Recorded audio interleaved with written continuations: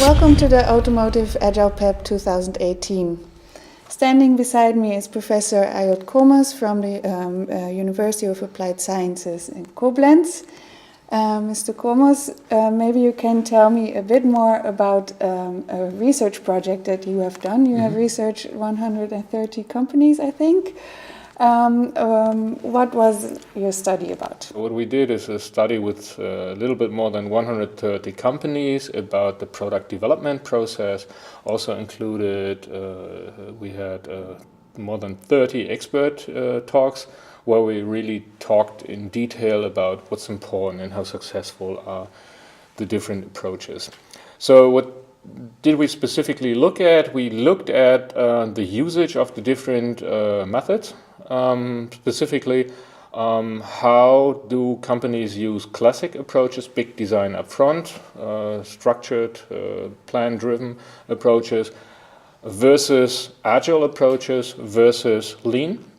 And so we asked what's the daily practice there and how satisfied are companies and what are the success elements, success factors of implementing good product development processes. So maybe you can tell me about 2 success factors that you have found? First point is agile approaches are considered to be the most successful. Companies using agile approaches in the product development process are much more satisfied than companies just using the classic approach. But at the same time, we have to understand that almost no company stated that they were using agile approaches only. So what they did do is they combined agile approaches together with classic approaches, together with lean approaches. Also somehow dependent on in which stage you are. For example, lean mostly in the production or close to production processes, whereas we find agile across the whole process and many different mixes of methods there. So using agile approaches in the product development, but not only agile, that's probably one of the success factors. The other success factors are good interaction with the product owner, good interaction with the customer, good interaction with the production process. So will the products we design be good products when being produced? Does that work out well?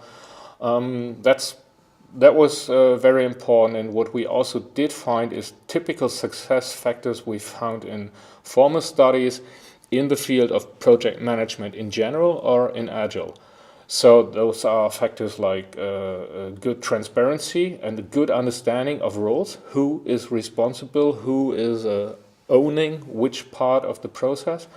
That seems to be very important, as well as other factors which we consider to be specifically or typically agile, like making sure and regularly checking if we are still on the right path.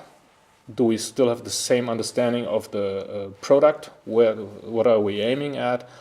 Challenging the goal and always looking at the impediments. So the general inspect and adapt philosophy. Those companies were not all automotive industry, but probably you also spoke with leading managers in the automotive industry. Are there differences there? Do you see something like specific problems that need to be solved? What we do see in the automotive industry is very often large-scale projects. So we're talking about scaled agile methods. Many of the automotive, that was very interesting in my talk I just had a few, well, actually minutes ago. The automotive companies, they are very much already thinking or already adopting scaled agile methods, much more than other manufacturing companies. Probably that's because they have those large scale projects. We really see now, after perhaps they've been lagging a little bit behind, that they are now really at full speed and full focus.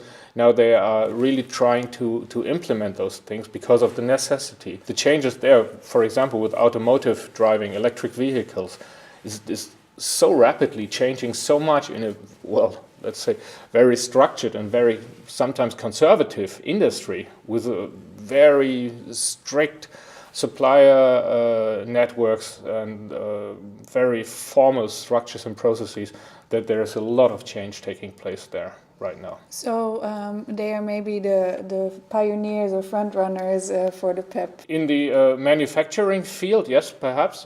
In the software field, we already have many other companies that are really been working on those topics for a much longer time. What we see now is with really incredible speed, things coming up to the awareness also of the management there.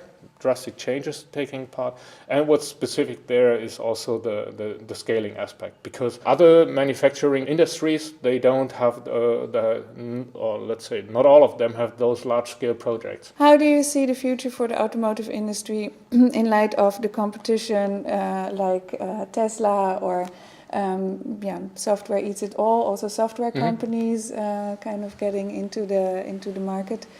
How are our traditional companies going to survive? What we do see is that there is some saying by one major saying in the industry, like the question of who is faster, the IT-driven companies becoming automotive companies, or the automotive companies becoming tech companies.